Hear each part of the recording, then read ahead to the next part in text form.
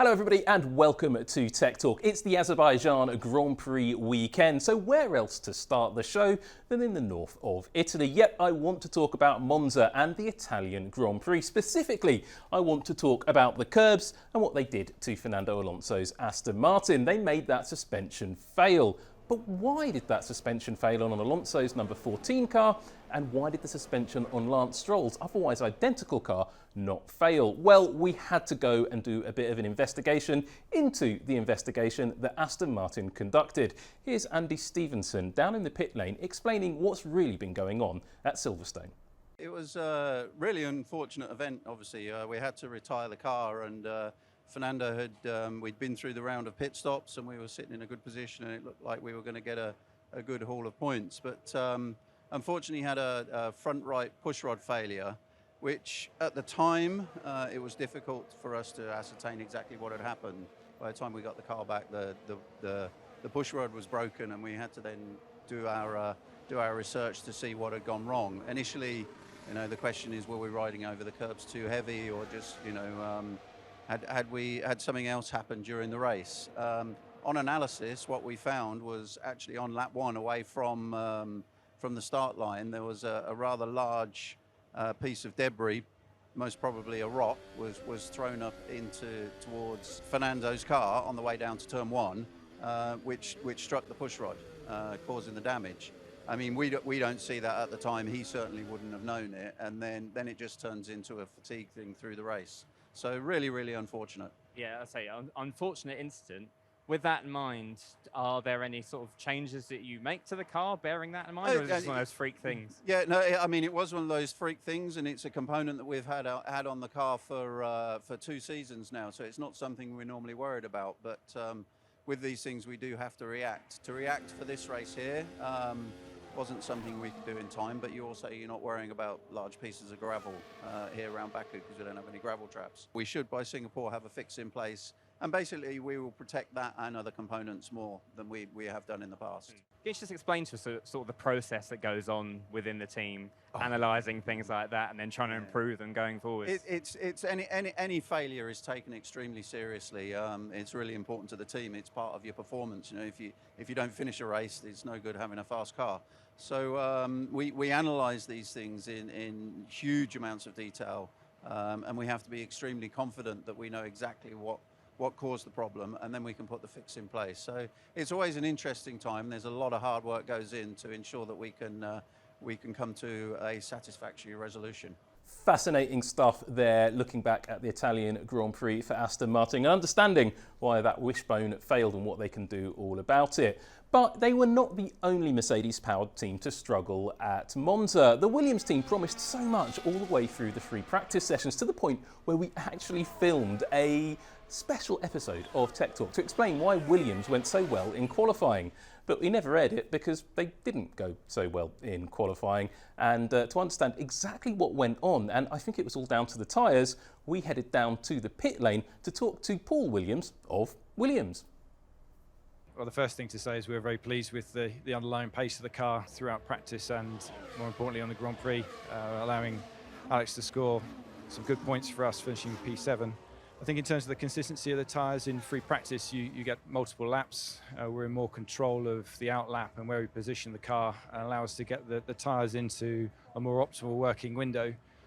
As we move into qualifying, you've got more constraints both in terms of the time and other cars on track, so you're trying not to impede faster cars behind and then other cars and out laps in front, and in doing so we moved outside of the optimum working window of the tyres and we struggled from that point.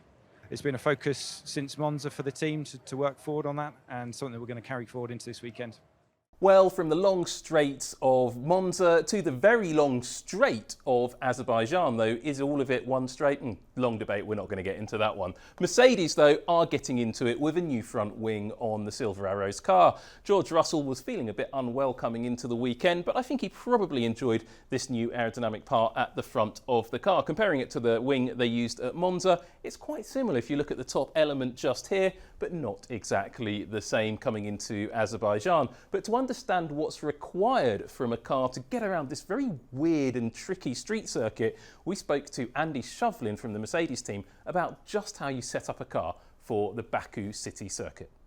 can you explaining for us the front wing changes that Mercedes have made here and what the reasoning is behind them?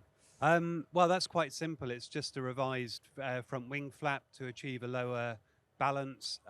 This is a circuit that while you're running a similar drag level to Monza, we're actually slightly higher, but you're at the same sort of ballpark. The amount of front wing you want can actually be lower than what you run at Monza, and it's just to give us a bit of downward range there to make sure we can take enough aero balance out that the drivers are happy with the car. And maybe a chance of a shower on race day as well. You talk about challenges. What might change, or if that is the case on race day? Well, I mean, this is a difficult circuit when it's dry. You can imagine it being a very difficult circuit in the wet. Now, we've not had any wet sessions here over the years, so it's probably a pretty low probability since. But not having had wet sessions means you haven't got that knowledge base to look back on and see what did it do to the car balance. Are there any areas the drivers want to change their lines? It's a difficult enough race anyway, so I think most people will be hoping that it's dry and it can just run normally. But if it does rain, it'll shake it up and there'll be opportunities to be had.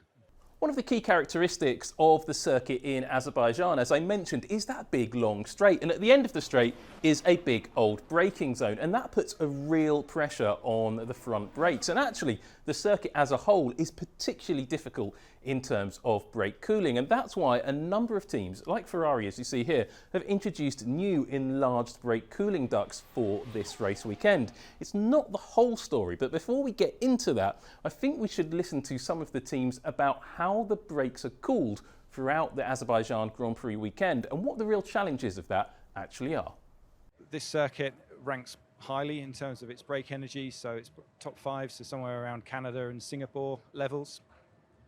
The car spec itself is well spec to cover that, so we have a range of components, and it's the usual trade between increasing the brake cooling, so the mass flow through the system versus the aerodynamic losses that comes with. But we're well covered. There's no specific parts that we'll use this weekend or nothing special that we need. Brake cooling is always an issue everywhere, and with everything, when you're trying to race a car, as fast as possible, everything's a compromise. We're trying to make the car as fast as we possibly can. So what we want to do is minimize the cooling to the brakes as much as needed, because any additional cooling we put there is going to take away from performance.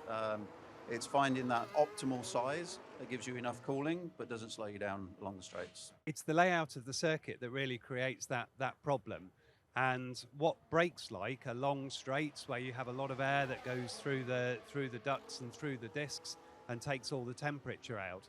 And we have that here, but the issue is all the corners are then in one very, very busy section. One interesting feature of this track is the range of brake temperatures you see. So after the long run from turn 16 down to turn 1, the brakes are at the very bottom end of their working window.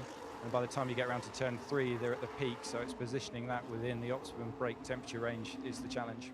However, given that we've been here for quite a few years, teams will be getting on top of that challenge. It was probably a bit harder to handle the first year out, and then equally the technology in the carbon brakes is always improving, and the brakes themselves have become a bit easier to run across a range of different circuits.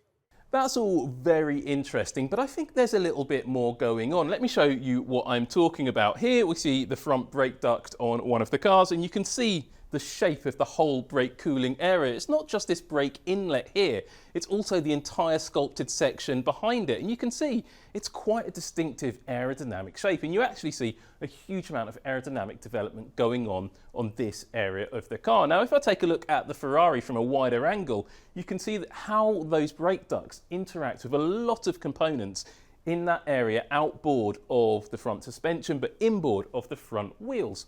Don't forget, the front wheel of the car is a rotating body. It creates all sorts of nasty aerodynamic phenomena, vortices going everywhere and a lot of turbulent flow downstream of it. And that's what a lot of these elements downstream of the front wheel are all about cleaning up. But if you look at the brake ducts here, you can see they are going to play a really crucial role in that development, both front and rear.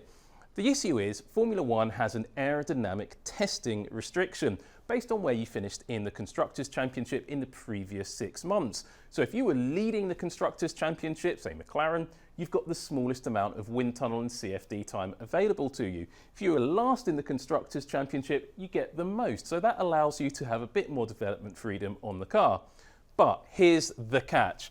Brake ducts and the brake cooling package do not count towards that aerodynamic test restriction. You have complete freedom for brake cooling development. You can put those brake ducts into the wind tunnel and do as many different runs on them in the wind tunnel, in CFD, as you like, and it doesn't count towards any of your aerodynamic testing allowance.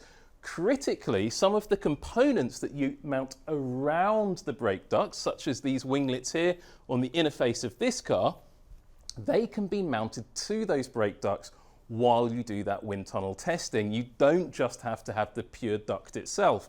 Now, strictly speaking, you're not really allowed to develop these clusters of winglets around the brake duct unless they directly serve a cooling purpose. But if they inadvertently aid the airflow through that brake duct, then therefore it's a brake cooling development. And if it happens to bring a bit more downforce to the car, well, great.